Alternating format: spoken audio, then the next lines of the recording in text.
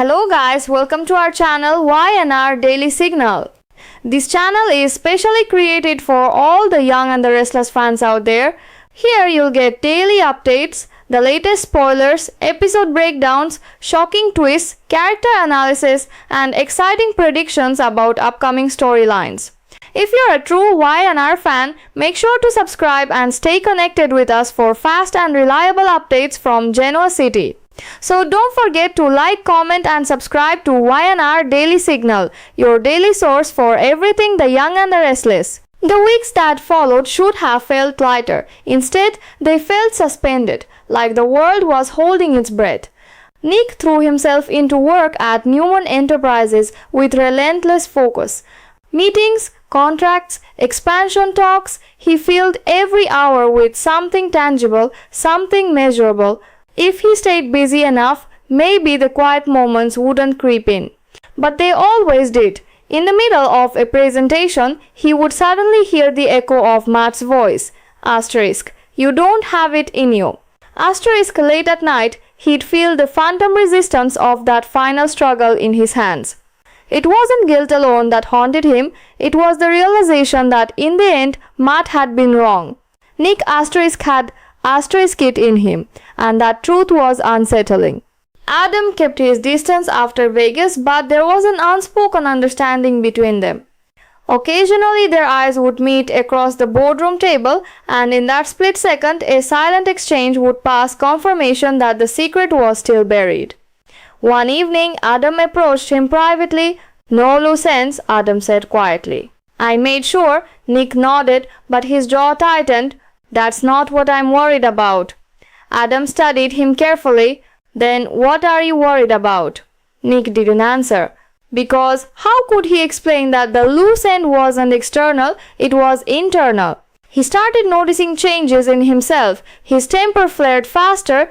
His patience wore thinner. Small problems felt like threats. He'd snap at employees, overreact in negotiations, then regret it moments later. The alcohol didn't help. At first it had been one drink to settle his nerves, then two, then a glass poured automatically before he even realized he wanted it. It dulled the edge of his thoughts, but it also blurred his control. Sharon saw it before anyone else.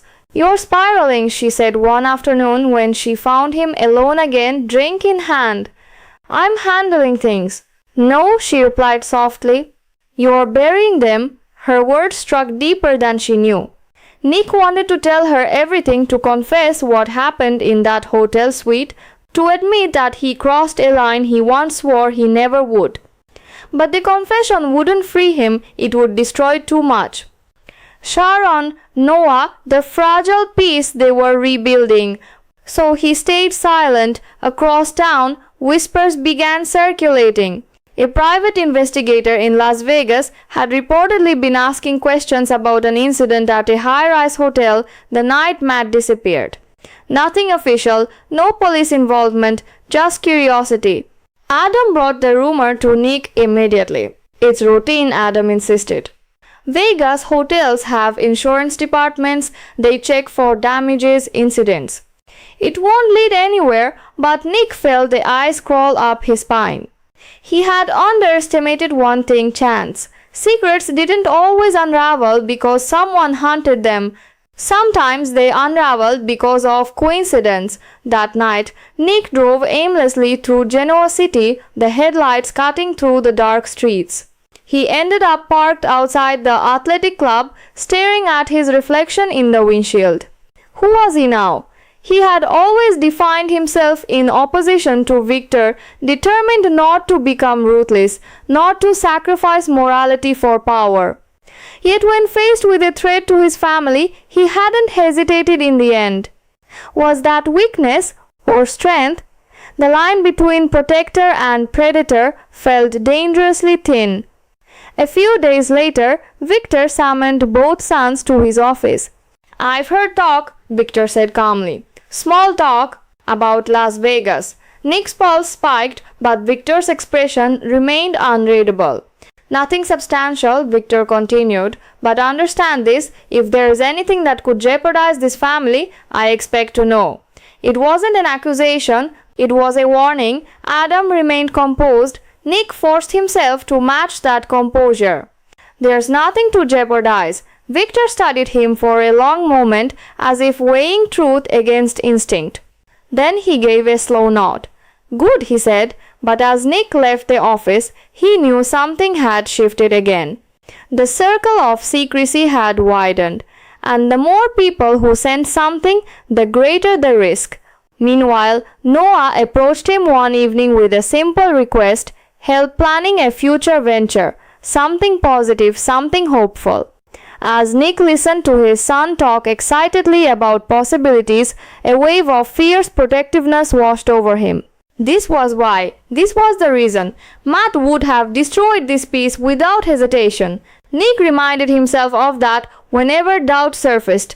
Still, the weight didn't disappear, it evolved. He began waking from dreams where Matt stood at the foot of his bed, not accusing, not angry, just smiling knowingly. In those dreams, Matt didn't threaten him. He simply whispered, "We're not so different." Nick would wake in a cold sweat, heart pounding. One morning, after another sleepless night, he made a decision. He poured the remaining alcohol down the sink. The spiral had to stop. He couldn't afford blurred judgment anymore. Not with whispers floating, not with his conscience already strained. If there was any investigation brewing, any unexpected thread being tugged, he needed clarity. Strength, not suppression. Days turned into cautious weeks. The rumor about the private investigator faded, no subpoenas arrived, no detectives appeared at the ranch. Las Vegas remained silent. Gradually, life began to regain its rhythm. Nick found himself laughing again, genuinely, not forced. He re-engaged at work with steadier focus. He started running in the mornings, channeling his restless energy into something constructive. The darkness didn't vanish, but it stopped dominating him. One evening, as the sun dipped below the horizon, Nick stood on the patio of the ranch, the same place where he first felt that surge of fury when Matt was released. The air felt different now. Still, he understood something clearly at last. The act in Las Vegas hadn't transformed him into a monster. It had revealed a capacity he hadn't acknowledged before. The capacity to cross a line when pushed far enough. The difference would be what he did with that knowledge. He could let it harden him, or he could let it humble him. Nick chose the latter. Matt Clark's final chapter had closed violently and without redemption. There would be no dramatic return, no miraculous reappearance. The threat was gone, but the lesson remained. Nick Newman was capable of darkness. And understanding that truth, owning it, controlling it, would determine the kind of man he became moving forward. As the first stars appeared over the ranch, Nick took a slow breath. The past was buried in the neon shadows of Las Vegas. The future, however, was still his to shape, and this time he intended to protect it without losing himself again.